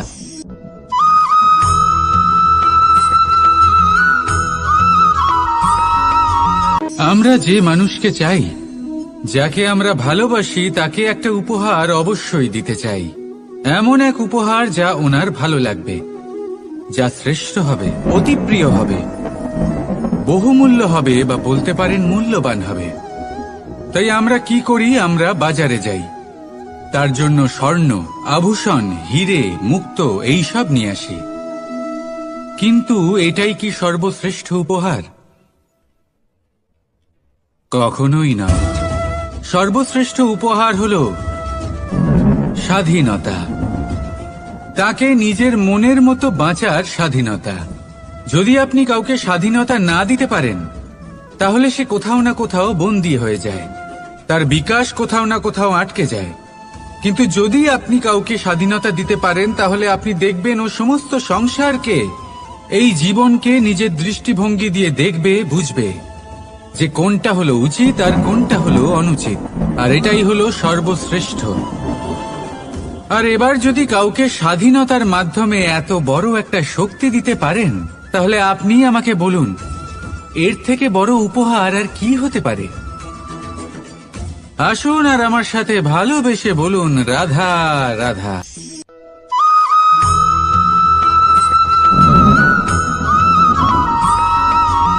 পিতা আর পুত্রের সম্পর্ক অত্যন্ত মধুর হয়ে থাকে।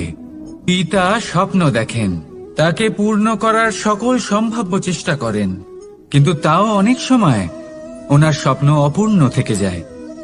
তখন পিতা ভাবেন যে স্বপ্ন উনি পূর্ণ করতে পারেননি, ওনার সন্তান তা অবশ্যই পূরণ করবে। যে স্থানে উনি কখনো পৌঁছতে পারেননি, সেই স্থানে ওনার পুত্র অবশ্যই পৌঁছবে।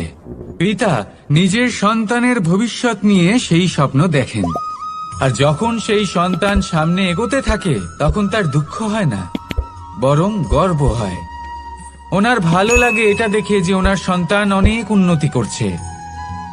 কিন্তু যখন সন্তান নিজের অভিভাবকের শক্তি দেখে, তার যশ দেখে হিংসা করতে থাকে, সমস্যা সেইখানেই শুরু হয়। সেই জন্য সকল সন্তানকে এটা মনে রাখতে হবে, দেখুন, পুত্র হবার সুবাদে এক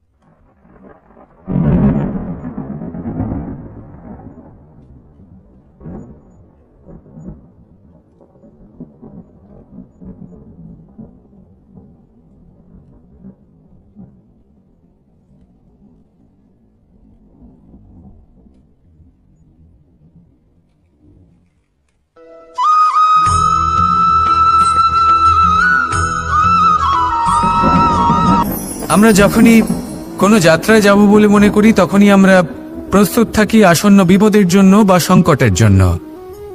যেমন যদি আমাদের মনে হয় যে আজকের পরিবেশ খুব ঠান্ডা হবে, তাহলে আমরা গরম বস্ত্র ধারণ করি বা সেটাকে সাথে নিয়ে যাই। যদি মনে হয় যে বৃষ্টি হতে পারে বা বৃষ্টি হয়ে চলেছে আমরা দেখছি, তাহলে আমরা একটা ছাতা সাথে নিয়ে নিই। আমরা প্রস্তুত থাকতে চাই এবং এটাই উচিত, এবং সেই কারণেই আমরা যাত্রায় সাফল্য লাভ করি। কিন্তু যদি আমরা কথা বলি জীবনযাত্রা নিয়ে, যা কিনা সব থেকে বেশি গুরুত্বপূর্ণ, তাহলে তার জন্য আমরা পূর্ণরূপে প্রস্তুত থাকি না। আশেপাশের মানুষ, এই সমাজ, আমাদের সাথী, আমাদের মিত্ররা যে কোনো মুহূর্তে বদলে যেতে পারেন। সেই জন্য আমরা নিজেদেরকে কখনো সাবধান করি না, কখনোই নিজেদের প্রস্তুত করি না। আমাদের এটা কখনোই মনে হয় না যে এরকম হতে পারে, আর সেই কারণেই শেষে গিয়ে আমরা অত্যন্ত দুঃখ পাই। একটা অমূল্য শিক্ষা আছে যেটা আমাদের লাভ করা উচিত, সতর্ক থাকা উচিত। এই জীবনযাত্রার জন্য শুধুমাত্র এই পরিবেশের বিষয়ে তথ্য সংগ্রহ করা বা তাকে অনুমান করা এটুকু হলেই চলবে না। আমাদের আশেপাশের মানুষজনকে দেখতে হবে, তাদের স্বভাব পরিস্থিতির ওপর নজর রাখতে হবে। যখন তারা রং পাল্টাচ্ছেন নজর রাখতে হবে, তা অত্যন্ত আবশ্যক। পরিবর্তন আপনার জীবনে অবশ্যম্ভাবী, সঠিকভাবে তার সম্মুখীন হন। আসুন আমার সাথে ভালোবেসে বলুন, রাধা রাধা।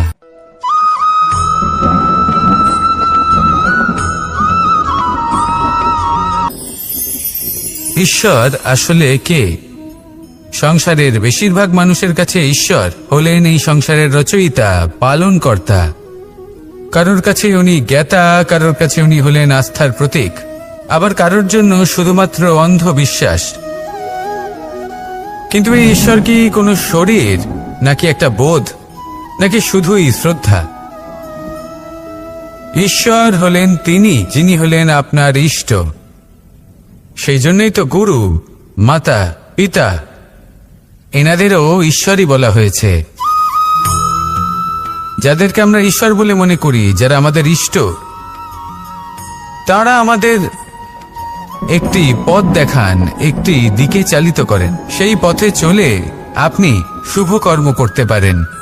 আর যখন কোনো ব্যক্তি তার ঈশ্বরের আদেশ পালন করেন, তখন সে নিজে থেকেই শুভ পথে অগ্রসর হয়ে যান। বেশ কয়েকজন মানুষ ঈশ্বরের ওপর আস্থা রাখেন এবং ভাবেন যে অনুচিত কোনো কাজ করা উচিত নয়, ঈশ্বর দেখছেন। ওনারা ভয় পান যে কোনো অনুচিত কর্ম করলে কে জানে তার পরিণাম কি হবে। এমন অনেক ব্যক্তি রয়েছেন যারা ঈশ্বরকে বিশ্বাস করেন এবং জানেন যে ঈশ্বর তাদেরকে দেখছেন, তাই যে যে শুভকর্ম ওনারা করেছেন তার ফল তারা অবশ্যই পাবেন। এবার আপনি ভয় পেয়ে ঈশ্বরকে বিশ্বাস করবেন, নাকি বিশ্বাসের দ্বারা ঈশ্বরকে বিশ্বাস করবেন, সেই সিদ্ধান্ত আপনারই। কিন্তু হ্যাঁ, যদি আপনার মনে ঈশ্বরের জন্য কোনো স্থান থাকে, যদি আপনার কোনো ইষ্ট থাকেন, যদি আপনি কাউকে ঈশ্বর মনে করেন, যার প্রত্যেক আদেশ আপনি পালন করে থাকেন, তাহলে বলি ঈশ্বর কখনো আপনাকে অনুচিত পথে চালিত করবেন না। আসুন আমার সাথে ভালোবেসে বলুন, রাধা রাধা।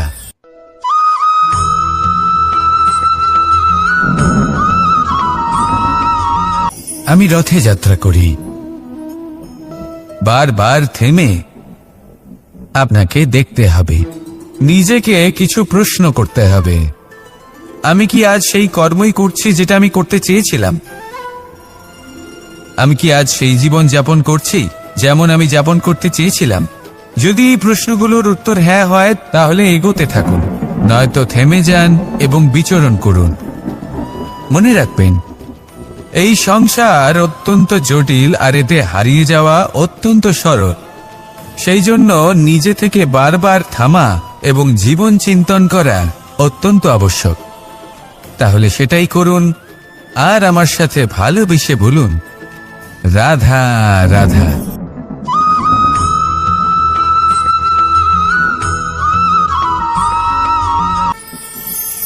কথায় আছে যে স্বপ্ন এবং লক্ষ্য হলো একটি মুদ্রারই দুটি দিক। যতক্ষণ না স্বপ্ন দেখছেন, ততক্ষণ বুঝবেন কি করে আপনার লক্ষ্য কি? স্বপ্ন দেখে যদি নিজের লক্ষ্য বুঝতে পারেন, সেটা পেতে চান, তবেই সেটা লাভ করতে পারবেন। কিন্তু স্বপ্ন এবং লক্ষ্য এই দুইয়ের মধ্যে একটা ভারসাম্য রয়েছে, যেটা বজায় রাখা প্রয়োজনীয়। একে আমরা বলে থাকি পরিশ্রম। দেখুন, যদি আপনি স্বপ্ন দেখতে চান তাহলে পরিশ্রম ত্যাগ করে নিদ্রা লাভ প্রয়োজন, কিন্তু যদি আপনি লক্ষ্য লাভ করতে চান তাহলে আপনাকে নিদ্রা ত্যাগ করে পরিশ্রম করতে হবে। তাই আলস্য ত্যাগ করুন এবং সিদ্ধান্ত নিন যে আপনি কি চান। আপনার জীবনের এই তুলাদণ্ডে স্বপ্নের পাল্লা ভারী হওয়া প্রয়োজন নাকি লক্ষ্যের? আমার মতে এই দুইয়ের মধ্যে যদি ভারসাম্য বজায় রাখেন তবে পথ নিজে থেকেই সামনে আসবে। শুধু সেই পথে অগ্রসর হতে থাকুন এবং আমার সাথে ভালোবেসে বলুন, রাধা রাধা।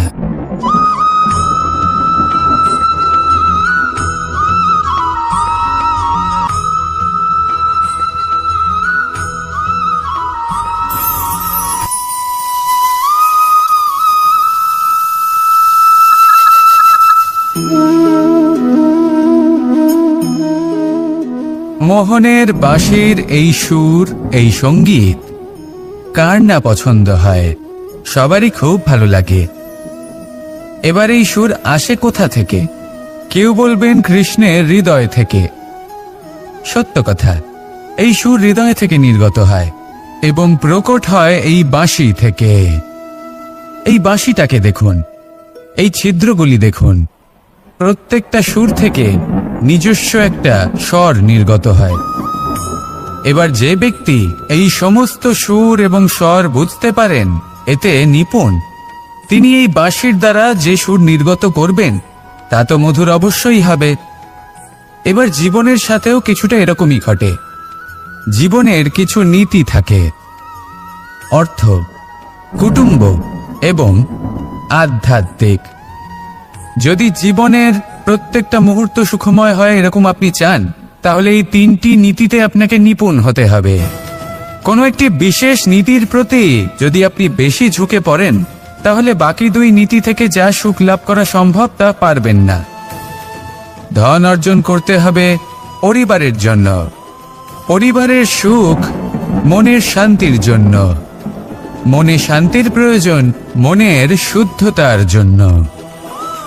যখন এই মন শুদ্ধ হবে, জীবন শুদ্ধ হবে, পবিত্র হবে, সুন্দর হবে এবং ভালোবেসে বলবে, রাধা রাধা।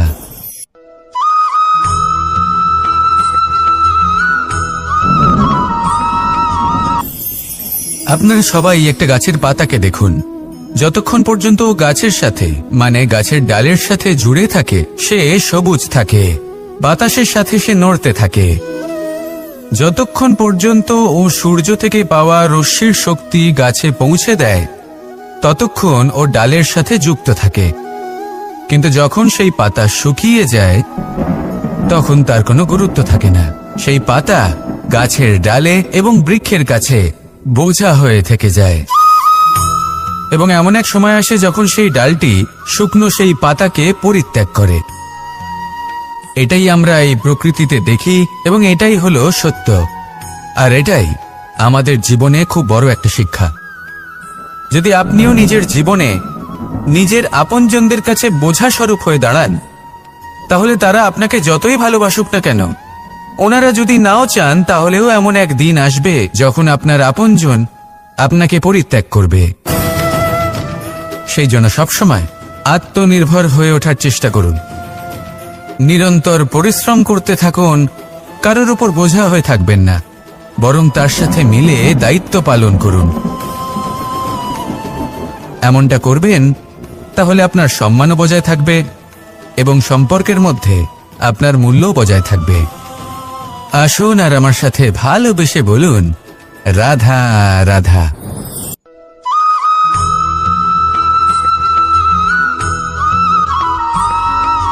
এই শুকনো পাতাটিকে দেখুন, নিষ্প্রাণ হয়ে পড়েছে। কোনো একটা সময় এই পাতাটি একটা গাছের ডালে ছিল। সেই গাছ ওর লালন পালন করত। যখন যখন বাতাস বইত, এই পাতায় কম্পন দেখা দিত, মনকে প্রফুল্ল করে তুলত। কোনো একদিন এই পাতা গাছের ডাল থেকে ঝরে পড়ে গেল।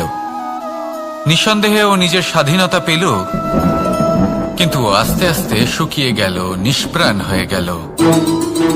দেখুন, আমি এই কথা বলছি না যে স্বাধীনতা অনুচিত, কখনোই না। কিন্তু যে কোনো পরিস্থিতিতে স্বাধীন হতে চাওয়া এটা নিশ্চিতরূপে অনুচিত। আমরা যদি আমাদের জীবনে পরিবারের গুরুত্ব ভেবে দেখি, তাহলে এই পরিবারে যতই মতভেদ থাকুক না কেন, যতই মনোমালিন্য থাকুক না কেন, যতই বিবাদ থাকুক না কেন, এই সব মিটিয়ে নেওয়া অত্যন্ত প্রয়োজনীয়। সেই সবকিছু সমাপ্ত করা অত্যন্ত প্রয়োজনীয়। কখনো এই পরিবারকে ভাঙতে দেবেন না, কখনো এই পরিবার থেকে দূরে চলে যাবেন না। এই পরিবার হলো আমাদের জীবনের একটা অমূল্য সম্পদ, অমূল্য এক আশ্রয়, যা এই সংসারে হয়তো কোথাও আপনি পাবেন না। তাই একে আগলে রাখুন। ভেবে নিন আপনি পাতা আর আপনার পরিবার সেই গাছ। আসুন আমার সাথে ভালোবেসে বলুন, রাধা রাধা।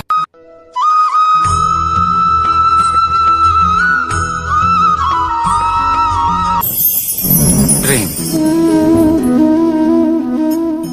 আড়াই অক্ষর, মাত্র আড়াই অক্ষরের এই শব্দ প্রেম, এর মধ্যে ত্রিলোকের এবং সমগ্র ব্রহ্মাণ্ডের বীজ নিহিত আছে।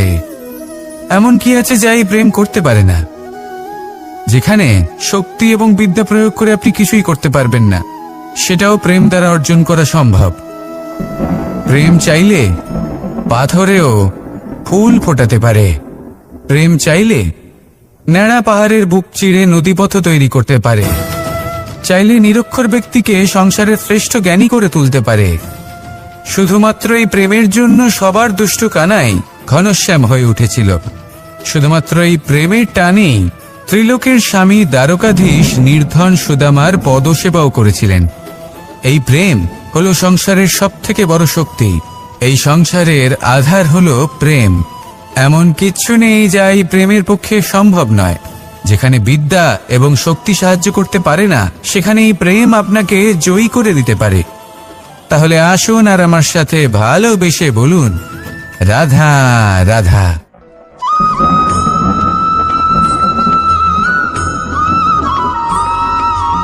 দীপাবলি আমাদের সবথেকে বড় উৎসব। শ্রীরাম রাবণকে পরাস্ত করে 14 বছরের বনবাস কাটিয়ে আবার অযোধ্যায় ফিরে এলেন অমাবস্যার রাত্রে। অযোধ্যায় সবাই খুব প্রসন্ন ছিলেন, খুবই উৎসাহিত ছিলেন। অযোধ্যায় সহস্র প্রদীপ প্রজ্বলিত করা হয়েছিল এই উৎসবে। একে আমরা দীপাবলি বলে থাকি। এবার এই বিষয়ে আমরা সকলে জানি। আপনি কি এটা জানেন যে শ্রীরাম বাস্তবে অমাবস্যার এক রাত আগেই অযোধ্যায় পৌঁছে গেছিলেন? সবার সামনে অমাবস্যার রাতে এসেছিলেন। এর কারণ কি? শ্রীরাম প্রমাণ করতে চেয়েছিলেন যে যে কোনো সময়, দিন হোক বা রাত, শুভ বা অশুভ হয় না। শুভ অশুভ কিছু থাকলে তা হলো মানুষের চিন্তা, তার ভাবনা, তার নির্বাচন আর তার কর্ম।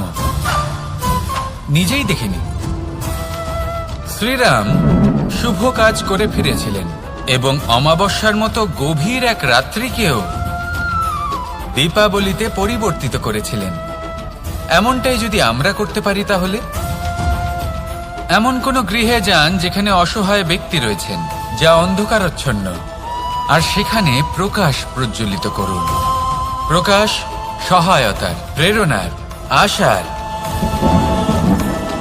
যদি এমন কিছু আমরা করতে পারি, তাহলে তাকে প্রকৃত অর্থে দীপাবলি বলা যেতে পারে। তাহলে নিজের পরিবারের সাথে দীপাবলি পালন করুন। আপনাদের শুভেচ্ছা জানাই। আসুন আর আমার সাথে ভালোবেসে বলুন, রাধা রাধা।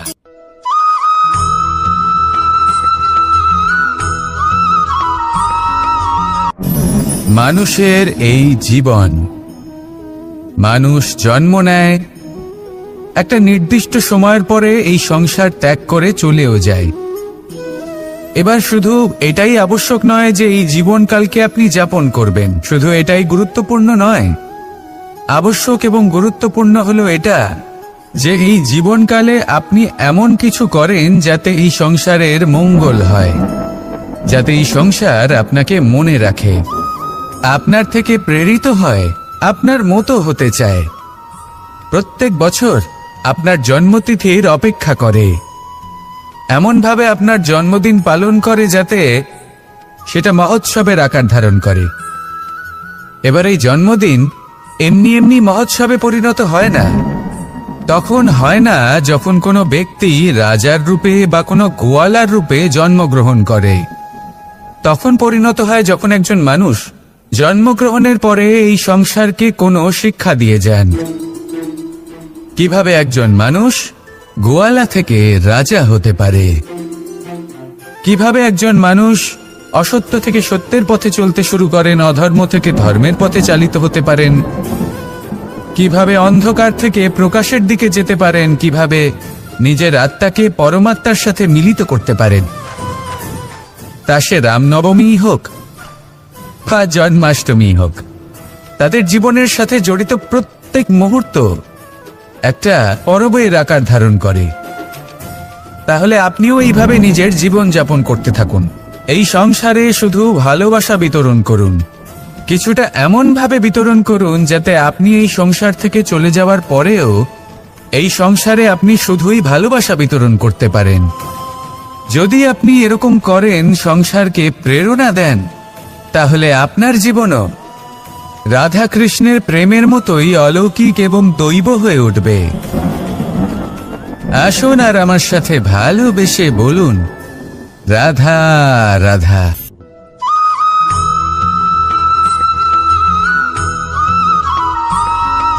ভোজন।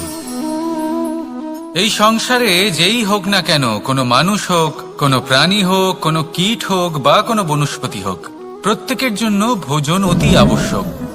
কারণ ভোজন থেকেই শক্তি পাওয়া যায়, আর সেই শক্তি দিয়েই সংসারের, আমাদের জীবনের সমস্ত কার্য করা যায়। এবার এমন এক ধরনের শক্তি হয় যা শীতের ঋতুতে সূর্য থেকে আমরা পেয়ে থাকি, আর আরেক ধরনের উত্তাপ হয় যা দিয়ে ভোজন রান্না করা হয়, সুস্বাদু নানান ধরনের ভোজন। এবার অত্যন্ত গুরুত্বপূর্ণ হলো যে ব্যক্তি সেই ভোজন বানাচ্ছেন তার মানসিক পরিস্থিতি এবং সেই ব্যক্তি যিনি ভোজন গ্রহণ করছেন তার মানসিক অবস্থা। যখনই আপনি ভোজন বানাচ্ছেন তখন ভালোবাসার সাথে কাজটা করুন, ধন্যাত্মক ভাব নিয়ে, সৎ ভাবনার সাথে। কারণ আপনার এই মানসিক স্থিতি শক্তির আকারে সেই খাদ্যের সাথে মিলেমিশে যায়। আর যখনই আপনি ভোজন গ্রহণ করছেন তখন সদ্ভাবনার সাথে, প্রসন্নতার সাথে গ্রহণ করুন, ধন্যাত্মক ভাব নিয়ে। যদি আপনি প্রসন্নতার সাথে রান্না করেন, প্রসন্নতার সাথে খাদ্য গ্রহণ করেন, তাহলে আপনি প্রসন্নই থাকবেন, আর মন সুপ্রসন্ন হয়েই বলবে, রাধা রাধা।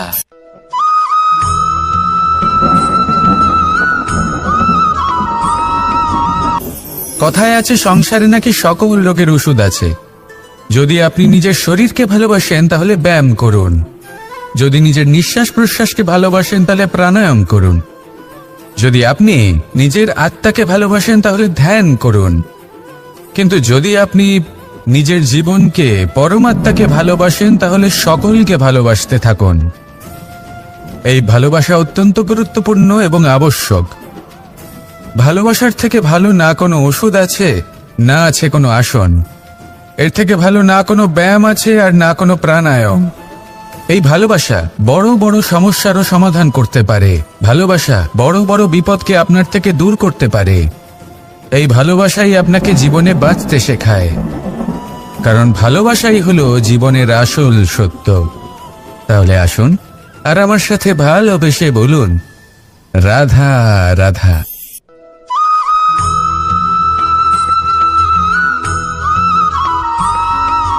আমি মনুষ্যরূপে জন্ম নিয়েছি এবং সমস্ত কর্ম এই রূপেই করেছি। কিন্তু আশ্চর্যের বিষয় হলো যে আজও মানুষ আসেন এবং হাত জোর করে প্রার্থনা করেন যেন আমি ওনাদের সহায়। ঈশ্বর হলেন তিনি যিনি হলেন আপনার ইষ্ট। সেই জন্যই তো গুরু, মাতা, পিতা এনাদেরও ঈশ্বরই বলা হয়েছে।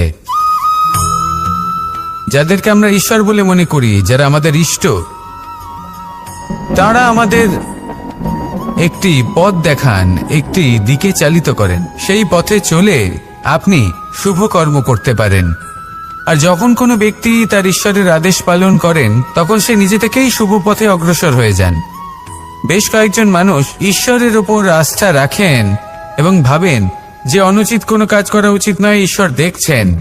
ওনারা ভয় পান যে কোনো অনুচিত কর্ম করলে কে জানে তার পরিণাম কি হবে। এমন অনেক ব্যক্তি রয়েছেন যারা ঈশ্বরকে বিশ্বাস করেন এবং জানেন যে ঈশ্বর তাদেরকে দেখছেন, তাই যে যে শুভকর্ম ওনারা করেছেন তার ফল তারা অবশ্যই পাবেন। এবার আপনি ভয় পেয়ে ঈশ্বরকে বিশ্বাস করবেন নাকি বিশ্বাসের দ্বারা ঈশ্বরকে বিশ্বাস করবেন, সেই সিদ্ধান্ত আপনারই। কিন্তু হ্যাঁ, যদি আপনার মনে ঈশ্বরের জন্য কোনো স্থান থাকে, যদি আপনার কোনো ইষ্ট থাকেন, যদি আপনি কাউকে ঈশ্বর মনে করেন, যার প্রত্যেক আদেশ আপনি পালন করে থাকেন, তাহলে বলি ঈশ্বর কখনো আপনাকে অনুচিত পথে চালিত করবেন না।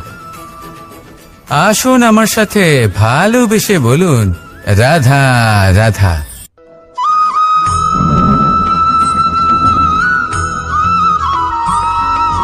মানুষ যখন এই সংসারে প্রবেশ করে, অর্থাৎ জন্মগ্রহণ করে, তখন নিশ্চিন্তে থাকে, আনন্দে থাকে। কিন্তু যেই মাত্র তার মধ্যে বোধশক্তি আসে, তখন সে চিন্তা করতে শুরু করে। চিন্তা ভবিষ্যতের, সেই সমস্ত বিষয় নিয়ে চিন্তা করে যা ওর হাতে নেই। তারপর বড় হয়, বিবাহ সম্পন্ন হয়, গৃহস্থ জীবন যাপন করে, তারপর আবার চিন্তায় মগ্ন হয়ে যায়। ভাবে, এই যে আমার পরিবার, আমি কি ঠিকমতো তার খেয়াল রাখতে পারছি? কাল যখন আমি এই সংসার থেকে চলে যাব, তখন আমার এই পরিবারের দেখাশোনা কে করবে? শেষ পর্যন্ত এই পরিবার তো আমারই উত্তরদায়িত্ব। যাক, আপনাকে একটা প্রশ্ন করি। এই সংসারে আসার পূর্বে আপনি কি এই প্রশ্ন করেছিলেন, এটা ভেবেছিলেন যে আমাকে ছাড়া এই সংসার কিভাবে চলবে? করেননি, তাই তো? তাই আপনার এটা নিয়ে দুশ্চিন্তা করার প্রয়োজন নেই যে আপনি যখন এই সংসার ত্যাগ করে চলে যাবেন তখন কি হবে। আপনি যখন ছিলেন না তখনও এই সংসার চলছিল, আপনি যখন এই সংসার ত্যাগ করবেন তখনও এই সংসার চলতে থাকবে। যদি কোনো বিষয়ের প্রভাব থাকে, তা হলো আপনার আজকের তথা বর্তমানের কর্ম। অর্থাৎ আজ আপনি কি করছেন, কার জন্য মঙ্গল করছেন, কাকে প্রেরণা দিচ্ছেন, কাকে সাহায্য করছেন, কোন উদাহরণ প্রস্তুত করছেন। আপনি এই সংসারে যে ছবি অঙ্কন করবেন, সংসার সেটাই মনে রাখবে। তাহলে শুধু সৎকর্ম করুন, মঙ্গল করতে থাকুন, আর আমার সাথে ভালোবেসে বলুন, রাধা রাধা।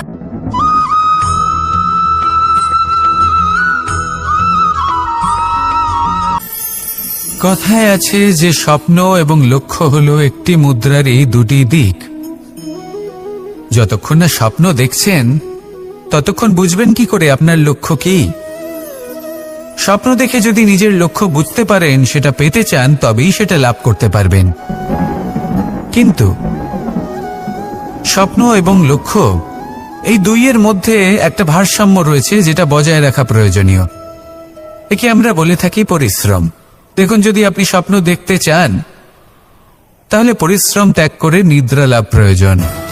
কিন্তু যদি আপনি লক্ষ্য লাভ করতে চান, তাহলে আপনাকে নিদ্রা ত্যাগ করে পরিশ্রম করতে হবে। তাই আলস্য ত্যাগ করুন এবং সিদ্ধান্ত নিন যে আপনি কি চান।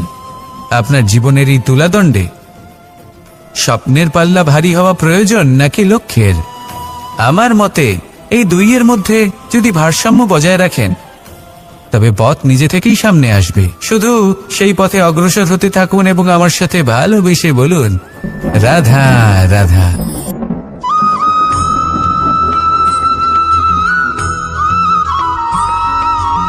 সংসারে আমাদের জীবনে যখন কোনো সুখ বা দুঃখ আসে, তার জন্য আমরা কাউকে না কাউকে অবশ্যই দায়ী করে থাকি, তাই না? এই ব্যক্তি আমাদের সাথে এরকম কাজ করেছেন, তাই আমার সাথে এমন হলো। ওই ব্যক্তি যদি এমনটা না করতেন, তাহলে আজ আমি ওই স্থানে পৌঁছতে পারতাম। সবই আপনার দৃষ্টিভঙ্গির ওপর নির্ভরশীল। আর যদি আপনার দৃষ্টিভঙ্গি এমন হয়, তাহলে তা অনুচিত। সত্যি কথা বলতে, এই সংসারে ভিন্ন ভিন্ন ধরনের মানুষ আছে। এটা আপনার ওপর নির্ভর করছে কিভাবে তাদের স্বাগত জানাবেন। একবার ভাবুন, আমি আমার দুটো হাত সামনে নিয়ে এলাম। দুটো মুঠো খুলে দিলাম। দুই প্রকারের মানুষ আসবেন, কিছু না কিছু দিয়ে যাবেন। এই মুঠো যদি আমি বন্ধ করে দিই, তাহলে না কেউ আমাকে কিছু দিতে পারবে, না আমার কিছু যাবে আসবে। নিশ্চয়ই বুঝতে পারছেন এই দুই ধরনের ব্যক্তি কারা এবং তারা কি দিয়ে যান। আমি যদি নিজের মুঠো খুলে দিই, তাহলে কিছু ভালো মানুষ আসবেন, আমাকে আনন্দ, সন্তুষ্টি, জ্ঞান প্রদান করে যাবেন, ভালো অভিজ্ঞতা দিয়ে যাবেন। কোনো খারাপ ব্যক্তি যদি আসেন, তাহলে তিনিও খারাপ অভিজ্ঞতা দেবেন, যার থেকে আমি শিক্ষা লাভ করব। এই সব কিছু আমি লাভ করতে পারি। মুঠো যদি বন্ধ করে রাখি, তাহলে আমি কিছুই পাবো না। দেখুন, এই সংসারে প্রত্যেকের জীবনে এইরকম। প্রত্যেকের জীবনে সবকিছুই আছে, ভালো খারাপ দুই মানুষই আছে। ভালো অভিজ্ঞতা আছে, খারাপ অভিজ্ঞতা আছে। নির্ভর করছে আপনার উপর যে আপনি কি করবেন। এনাদের স্বাগত কিভাবে জানাবেন, কার থেকে কি বুঝবেন, কি শিখতে পারবেন, আর কোন দৃষ্টিভঙ্গি নিয়ে অগ্রসর হবেন। এটাই নির্ধারণ করবে যে আপনার জীবন কেমন হবে। আসুন আমার সাথে ভালোবেসে বলুন, রাধা রাধা।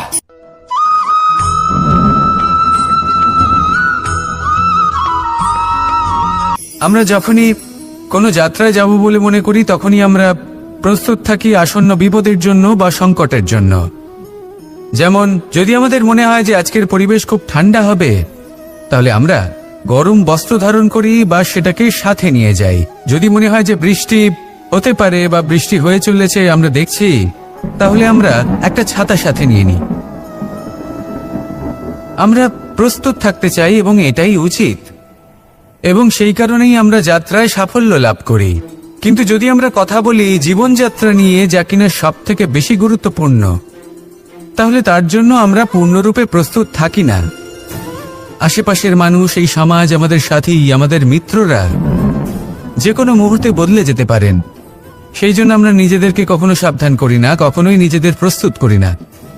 আমাদের এটা কখনোই মনে হয় না যে এরকম হতে পারে, আর সেই কারণেই শেষে গিয়ে আমরা অত্যন্ত দুঃখ পাই। একটা অমূল্য শিক্ষা আছে যেটা আমাদের লাভ করা উচিত। সতর্ক থাকা উচিত। এই জীবনযাত্রার জন্য শুধুমাত্র এই পরিবেশের বিষয়ে তথ্য সংগ্রহ করা বা তাকে অনুমান করা, এটুকু হলেই চলবে না। আমাদের আশেপাশের মানুষজনকে দেখতে হবে, তাদের স্বভাব পরিস্থিতির ওপর নজর রাখতে হবে। যখন তারা রং পাল্টাচ্ছেন, নজর রাখতে হবে, তা অত্যন্ত আবশ্যক। পরিবর্তন আপনার জীবনে অবশ্যম্ভাবী। সঠিকভাবে তার সম্মুখীন হন। আসুন আমার সাথে ভালোবেসে বলুন, রাধা রাধা।